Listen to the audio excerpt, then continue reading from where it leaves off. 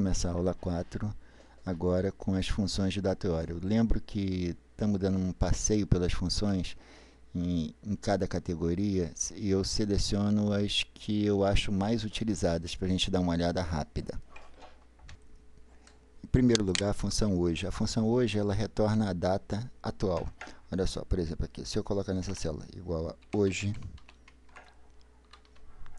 repara que essa função não pede argumento.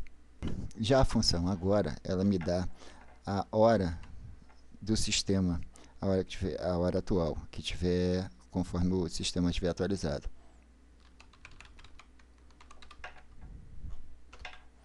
E aí, olha só, aqui no primeiro momento a gente viu que ela exibiu a data e a hora. Por quê? Porque isso é uma questão de formatação. Se a gente quiser exibir só a hora, a gente vem aqui em formatar células, aqui a gente vem aqui hora, tá? E escolhe aqui como é que a gente quer que isso seja exibido. Então está aqui, só a hora. Função dia. Bom, a função dia ela retorna o dia de uma data. Por exemplo, se eu quero tirar aqui, quero saber qual é o dia daquela data lá, nessa célula aqui C4. Ok? Dia 6. Se eu quiser retornar só o mês do conteúdo da célula C4, que é a data de hoje, eu vou usar essa função aqui, mês de C4. Se eu quiser o ano, eu coloco ano de C4.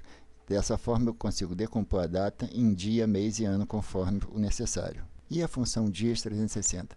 Bom, a função dias 360 ela retorna o número de dias decorrido entre duas datas. Por exemplo, se eu quero saber o número de dias decorridos entre o início do curso, que está aqui, 1/9/2009, e a data de hoje, eu faço o seguinte, eu venho aqui, inserir função, dias 360, ele vai me pedir a data inicial, que eu coloco aqui, que é 1, e a data final, que é a data de hoje.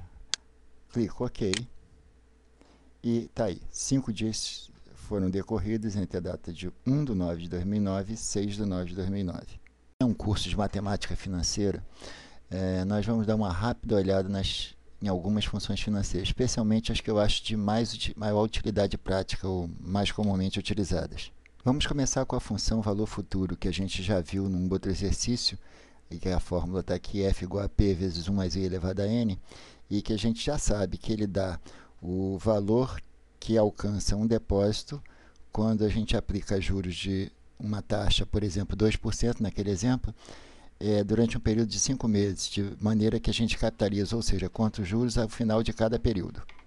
Como a gente tinha visto, a gente aplica a fórmula como está aqui nessa célula C13, tá? C10 vezes 1 mais o valor de C12 elevado a C11, e para obter esse cálculo. É claro que o Excel pode facilitar isso para a gente não tendo que escrever assim. A gente vem aqui, vamos, por exemplo, comparar aqui, vamos inserir a função financeira VF, valor futuro, aqui, a gente vem, clicou aqui. Bom, ele vai pedir os seguintes dados, a taxa a gente indica, é 2%, o número de períodos é 5, a gente já sabe, a gente combinou. O pagamento, bom, nesse caso aqui, significa que a gente faria pagamentos a cada depósito a cada mês.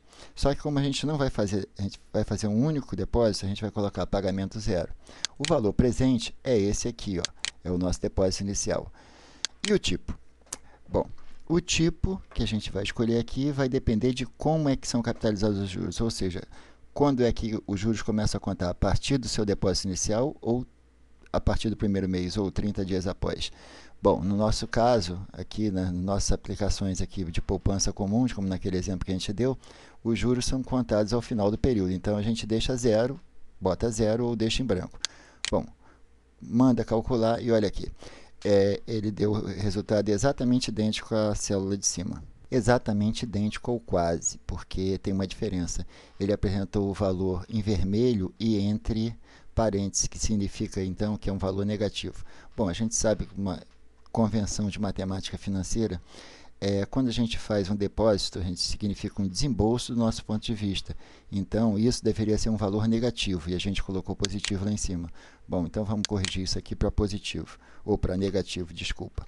Bom, aí está tudo certo, né? Então, eu tenho aqui ao final, nesse meu novo cálculo, que eu vou ter um total de 1.104, positivo do meu ponto de vista. Isso é melhor visto, essa questão de sinal, quando a gente estuda diagramas de fluxo de caixa.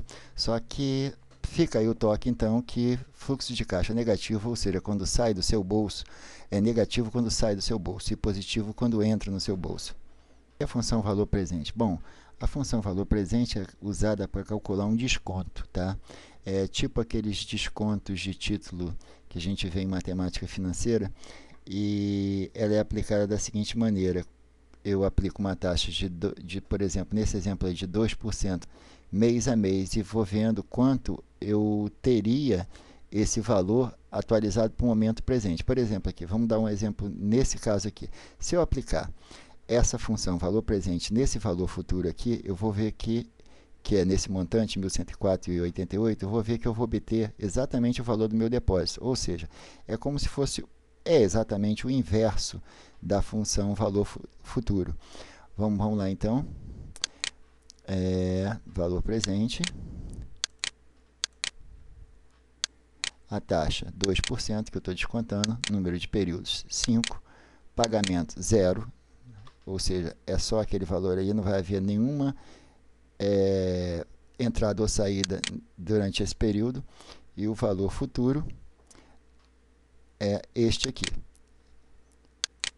Mesma coisa, aquele mesmo tipo. Olha o resultado, R$1.000. Repara que ele me deu um valor negativo, significa que eu tenho que desembolsar R$1.000 agora, para que 5 meses depois eu tenha, numa taxa de 2% ao mês, eu tenha exatamente R$1.104,08.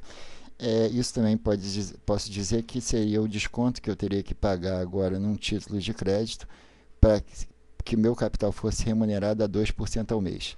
E esse título vencendo daqui a 5 meses.